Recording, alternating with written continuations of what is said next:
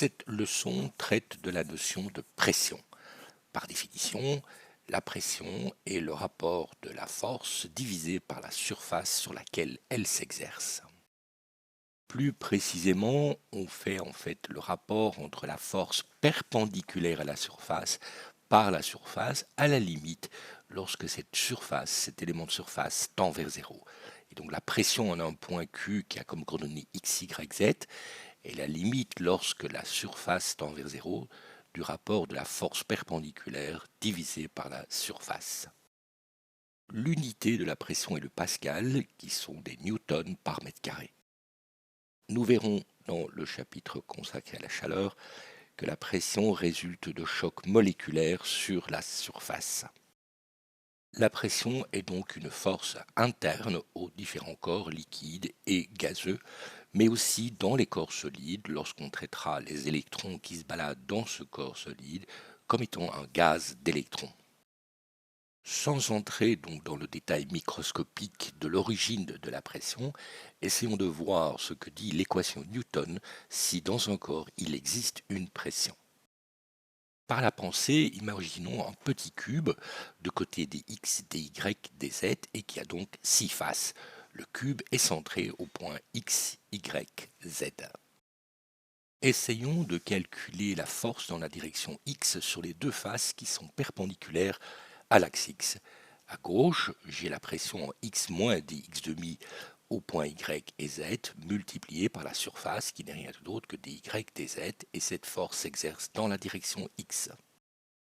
Regardons maintenant sur la face de droite, j'ai une pression en x plus dx demi y z et la surface vaut toujours dy dz. Cette fois-ci, la force est dirigée dans la direction moins 1x. Donc la force totale dans la direction x est la différence entre ces deux forces. Comme dx est infiniment petit, on obtient moins la dérivée de la pression par rapport à x multipliée par dx et puis multipliée par la surface dy dz, et cela dans la direction x. Je peux évidemment recommencer sur les autres faces, et donc la force totale qui s'exerce sur ce petit élément de volume est moins la dérivée de la pression par rapport à x dans la direction x, plus la dérivée de la pression par rapport à y dans la direction y, plus la dérivée de la pression par rapport à z dans la direction z, et tout ça multiplié par le volume dx, dy, dz.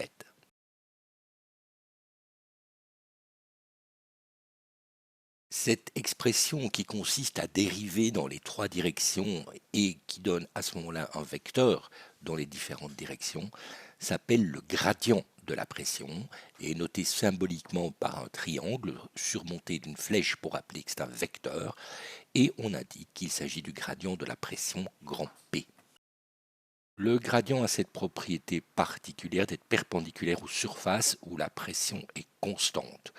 Il est dirigé aussi vers les pressions croissantes. Sur cette carte de l'Europe, on indique les isobars, les zones où la pression est constante, exprimée en hectopascal.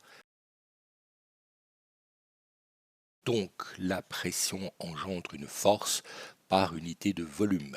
Si à côté de cette pression, il existe une autre force externe, par exemple, par unité de volume, notée petit f, la force totale sur l'élément de volume sera la force petit f externe moins le gradient de la pression, et tout ça multiplié par l'élément de volume.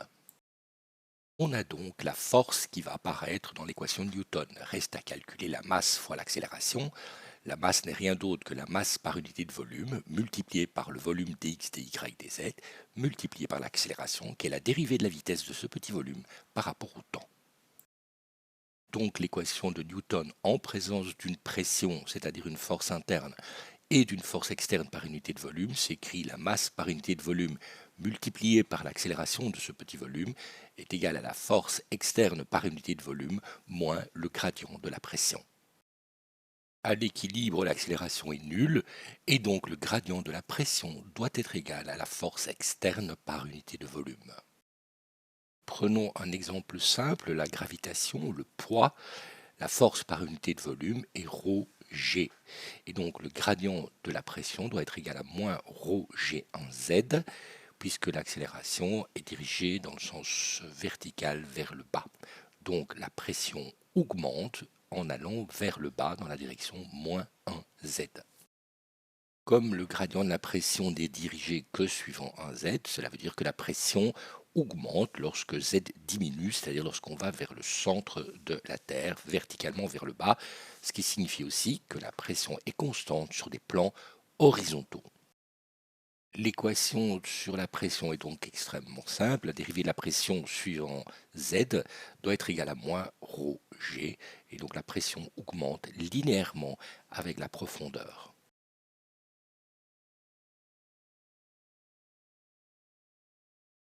Ce petit film va illustrer l'augmentation de la pression avec la profondeur ici dans le liquide. À l'aide des pailles, nous allons souffler simultanément dans 2 verres contenant de l'eau à des niveaux différents.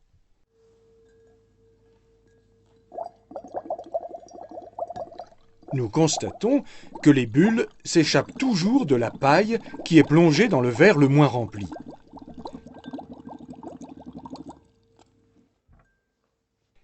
Remplaçons l'un des verres d'eau par de l'alcool. C'est dans ce verre que les bulles apparaissent maintenant. L'air s'échappe donc là où la pression est la plus faible. Et cette pression dépend de la masse volumique du liquide et de son niveau dans le verre.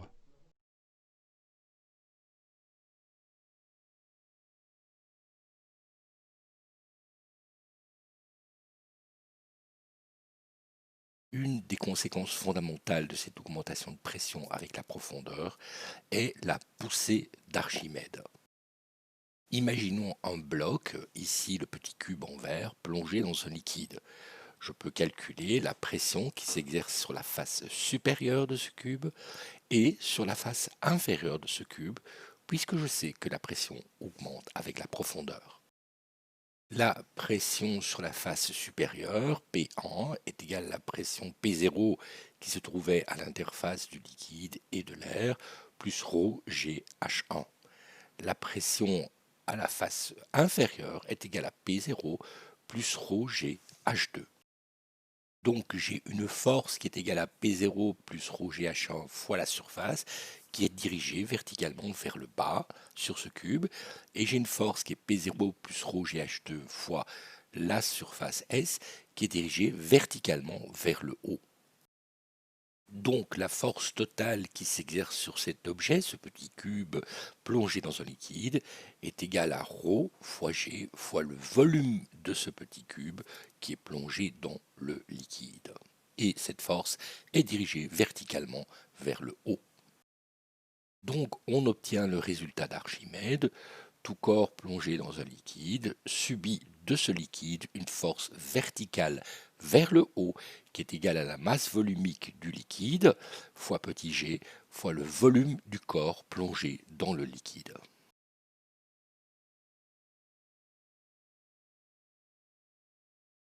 Dans ce petit film, on va illustrer la poussée d'Archimède, mais aussi la troisième loi de Newton qu'on ne doit jamais oublier, à savoir il y a toujours des actions réciproques.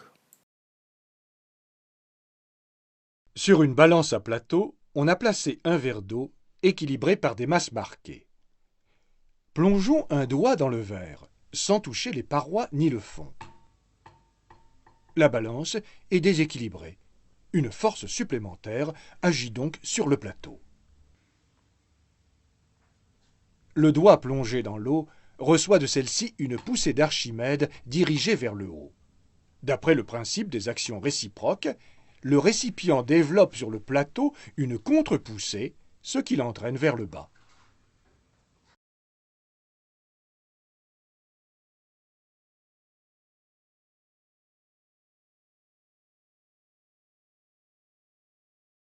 Dans cette expérience, on illustre le fait que la poussée d'Archimède dépend de la masse volumique du liquide. Masse volumique ici que l'on peut modifier en rajoutant du sel, et puis masse volumique que l'on peut changer en mélangeant des liquides comme ici, le liquide salé avec du liquide non salé.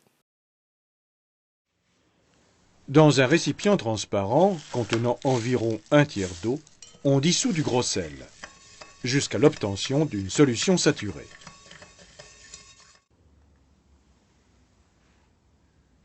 Un œuf cru coule dans l'eau pure, mais flotte dans l'eau salée.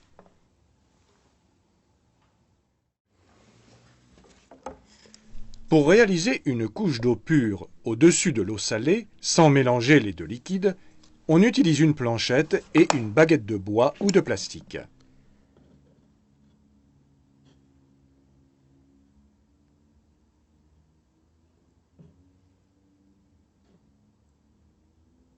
En versant l'eau doucement le long de la baguette, elle s'étale sur l'eau salée grâce à la planchette. Les deux couches sont bien visibles grâce au trouble de l'eau salée. Au bout de quelques heures, ce trouble aura disparu. Replongeons l'œuf cru dans le récipient. Il flotte maintenant à mi-hauteur, au voisinage de la séparation des deux couches. Cet équilibre est stable.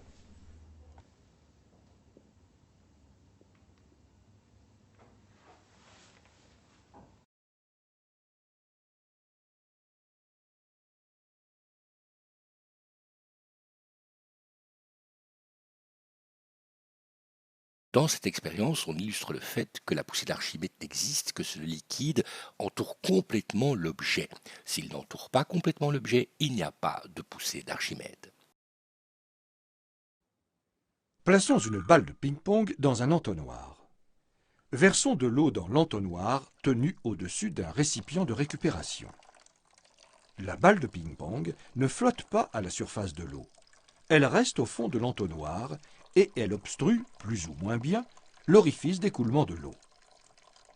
Cet état persiste jusqu'à ce qu'on bouche avec le doigt le tuyau d'écoulement de l'entonnoir, empêchant ainsi l'eau de s'évacuer. La balle remonte alors pour flotter à la surface de l'eau. C'est la pression exercée par le fluide dans lequel il est immergé qui est à l'origine de la poussée d'Archimède subie par un objet.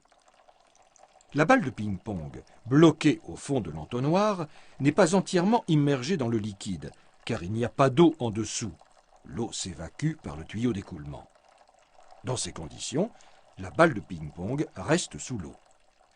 En bouchant le tuyau d'évacuation de l'eau, on crée une couche d'eau sous la balle.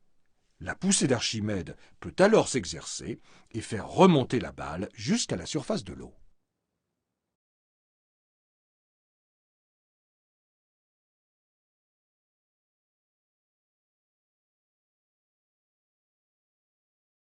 Dans cette expérience, on illustre aussi le fait que la poussée d'Archimède dépend du volume de l'objet dans le liquide. Si on modifie son volume, on modifie la poussée d'Archimède. Cette technique est utilisée par les poissons. Grâce à leur vessie natatoire, ils peuvent modifier leur volume et ainsi monter ou descendre dans l'eau. Versons de l'eau gazeuse dans un verre, puis déposons 10 à 15 grains de raisin sec. Les grains s'enfoncent dans l'eau et arrivent au fond du verre. Quelques instants plus tard, certains grains montent à la surface de l'eau, puis replongent jusqu'au fond. Certains grains peuvent remonter puis replonger plusieurs fois de suite. Le phénomène se poursuit pendant quelques minutes. Lorsqu'on met les raisins dans l'eau, ils tombent au fond du verre car ils subissent une poussée d'Archimède inférieure à leur poids. Les bulles de dioxyde de carbone qui s'échappent de l'eau gazeuse peuvent alors s'accrocher aux grains de raisin dont la surface est rugueuse. Le grain est rendu ainsi plus léger que l'eau et il peut s'élever dans le liquide. Lorsque le grain arrive à la surface, les bulles de dioxyde de carbone éclatent. Le grain de raisin, entraîné par son poids, repart alors vers le fond.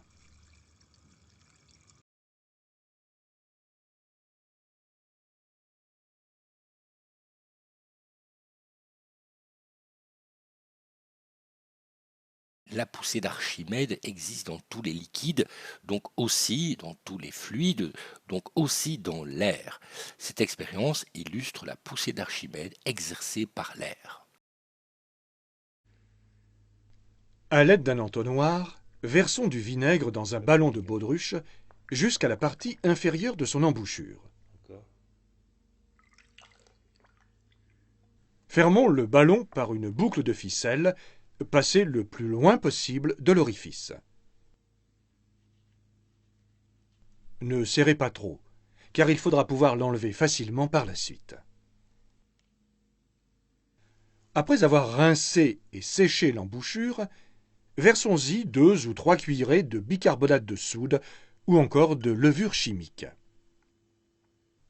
Fermez l'embouchure par une seconde ficelle, placée cette fois près de l'orifice et fortement serrée.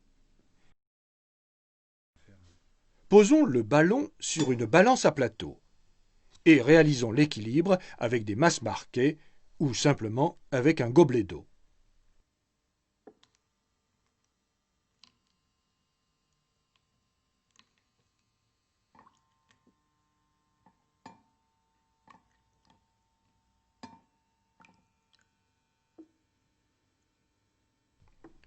Lorsqu'on enlève la ficelle séparant le vinaigre du bicarbonate, ces deux produits se mélangent en libérant du gaz carbonique et le ballon se gonfle rapidement.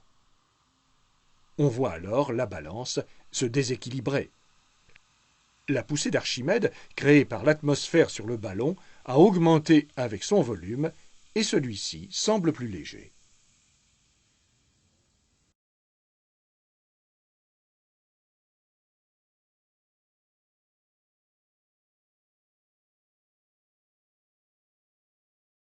L'atmosphère terrestre induit aussi une pression qu'on appelle évidemment pression atmosphérique. Au niveau du sol, elle est à peu près égale à 100 000 pascal, c'est-à-dire 100 000 newtons par mètre carré, ce qui correspond au poids d'une masse de 10 tonnes par mètre carré. La petite expérience qui suit vous illustre la valeur importante de cette pression. Voici une expérience illustrant l'existence de la pression atmosphérique. Prenons 2 verres identiques avec un bord bien lisse. Au fond de l'un d'eux, plaçons une bougie que l'on allume. Sur les bords du verre, posons un disque taillé dans du papier essuie-tout dans lequel on a ménagé une ouverture. Il faut bien humecter le papier pour qu'il adhère au bord et puisse ainsi servir de joint d'étanchéité entre les 2 verres. Ceci fait, on pose le deuxième verre par-dessus le premier en appuyant légèrement. La bougie va brûler l'oxygène de l'air emprisonné dans les 2 verres. Lorsqu'elle s'éteint, la dépression est suffisante pour que l'on puisse soulever les 2 verres en les saisissant par celui du dessus.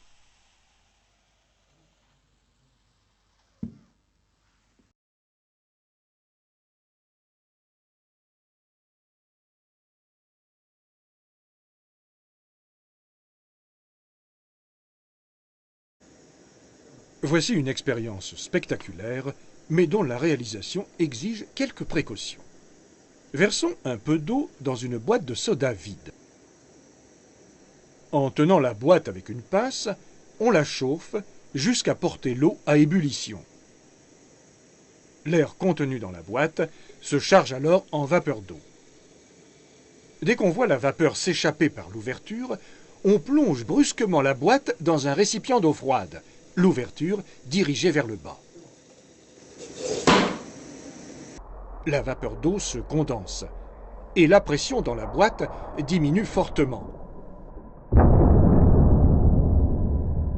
La pression atmosphérique agissant à l'extérieur écrase alors les parois de la boîte.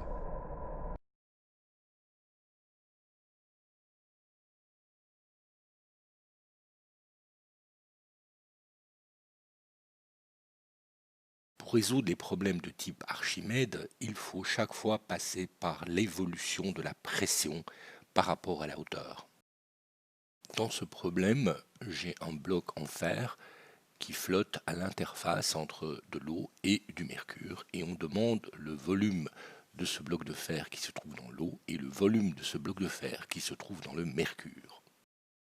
Pour résoudre ce problème, je vais déterminer les pressions qui s'exercent sur la face A de ce bloc de fer et sur la face C de ce bloc de fer. La pression qui s'exerce en A est égale à la pression initiale à la surface de l'eau plus ρ de l'eau fois G fois la profondeur ZA où se trouve cette face A dans l'eau. La pression à l'interface B entre l'eau et les mercures se trouve de la même façon, c'est la pression P0 plus ρ de l'eau fois G fois la profondeur à laquelle se trouve cette interface ZB. Je peux trouver la pression à la surface C de ce bloc, c'est la pression B plus cette fois-ci ρ du mercure fois G fois la distance qui sépare ZC et ZB. Comme je connais la pression en B, je peux déterminer que la pression C est égale à la pression P0 plus ρ de l'eau fois G fois la profondeur ZB plus ρ du mercure fois G fois la profondeur ZC moins ZB. Connaissant la pression C, je sais déterminer la force qui s'exerce sur la face C, c'est la pression C fois la surface, et cette force s'exerce vers le haut. Je peux trouver la force exercée sur la face A, qui est la pression en A fois la surface, et cette force s'exerce verticalement vers le bas. Puisque je suis à l'équilibre, le poids vertical vers le bas doit être égal à la force totale verticale vers le haut, c'est-à-dire la force en C moins la force en A. La masse de fer n'est rien d'autre que le ρ du fer multiplié par la hauteur ZC moins ZA fois la surface, et donc j'écris l'équation d'équilibre. Je peux simplifier directement par la pression P0 qui disparaît dans le problème, et petit g. J'en déduis donc l'équation que la masse volumique du fer fois le volume du bloc de fer doit être égale à la masse volumique de l'eau fois le volume qui est dans l'eau, plus la masse volumique du mercure fois le volume qui est dans le mercure. Évidemment, j'ai une deuxième équation qui dit que le volume total de fer est le volume du fer dans l'eau plus le volume du fer dans le mercure. Je résous ces deux équations et je détermine que le volume dans l'eau est 45% du volume total du fer, alors que le volume dans le mercure est 55% du volume total du bloc de fer.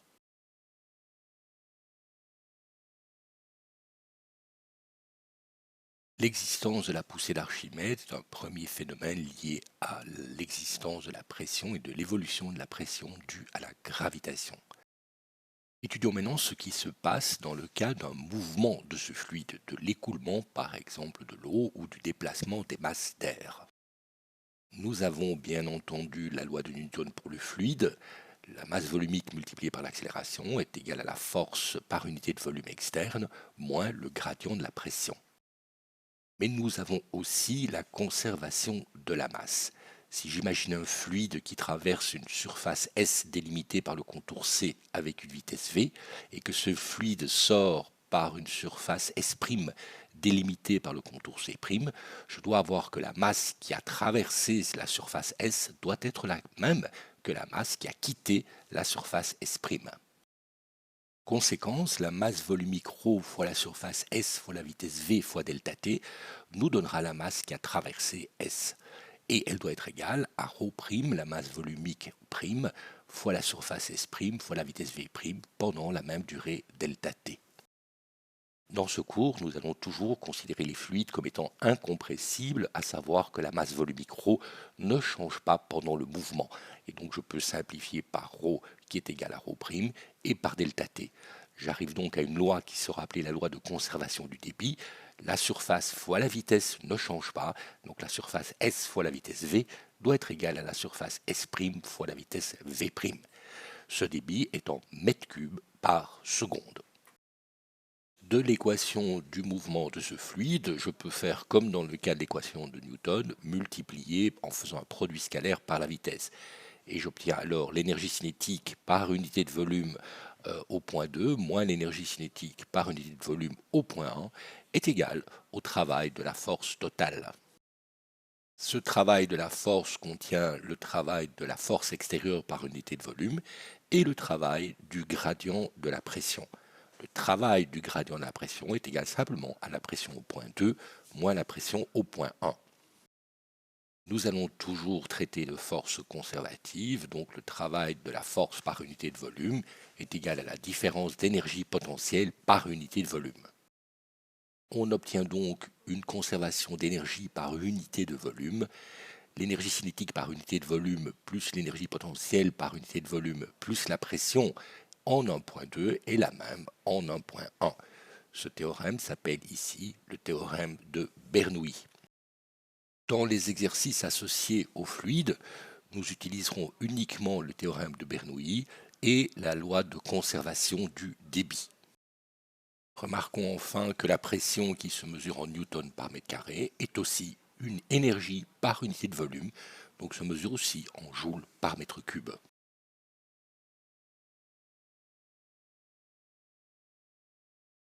Voici quelques petites expériences qui illustrent le théorème de Bernoulli, à savoir que là où la vitesse est la plus grande, c'est là où la pression est la plus basse. Et en conséquence, cette différence de pression va faire apparaître des forces. Posons une feuille de papier sur 2 gros livres distants d'une dizaine de centimètres et soufflons dans le tunnel ainsi constitué. Au lieu de s'envoler, la feuille, au contraire, s'incurve vers la table. Il en est de même d'une carte postale posée directement sur la table ou d'une feuille de papier convenablement pliée. Ce phénomène de dépression associé à la vitesse du courant d'air s'appelle effet Venturi.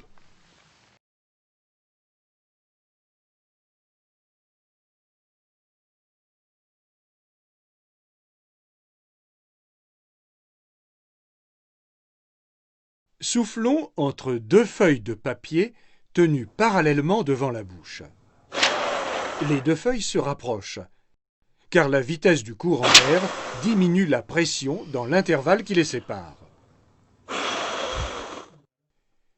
Une expérience analogue consiste à souffler avec un tuyau entre 2 boîtes de soda vides placées à faible distance l'une de l'autre. Les boîtes se rapprochent au lieu de s'écarter.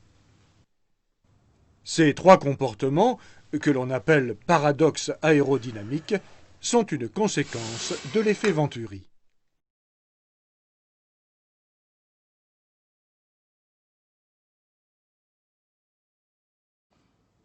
Plaçons une balle de ping-pong dans un entonnoir transparent et soufflons fortement dans son embouchure. La balle reste plaquée au fond de l'entonnoir au lieu de s'en échapper. On peut aussi coiffer la balle avec l'entonnoir. Lorsqu'on souffle, la balle est attirée vers l'embouchure.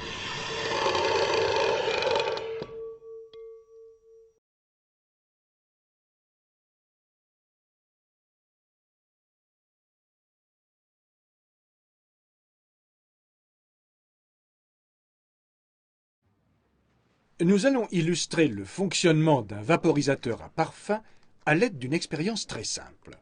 Plaçons une paille verticalement contre le bord d'un verre. Maintenons-la avec du ruban adhésif. Puis emplissons le verre d'eau colorée. À l'aide d'une deuxième paille, soufflons doucement près de l'extrémité de celle qui est plongée dans le verre.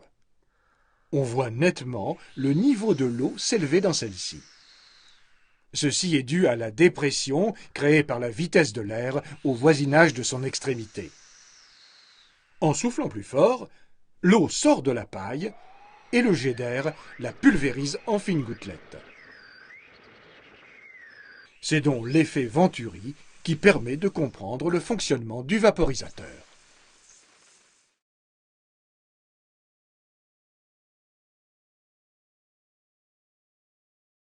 Lâchons simultanément, depuis une hauteur d'environ 2 mètres, 2 cônes identiques, placés à environ 10 cm l'un au-dessus de l'autre.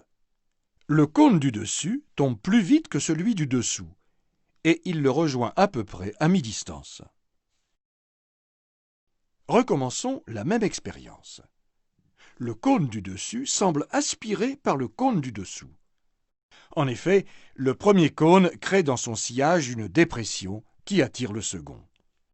C'est cet effet d'aspiration que recherche un cycliste qui roule dans la roue de celui qui le précède.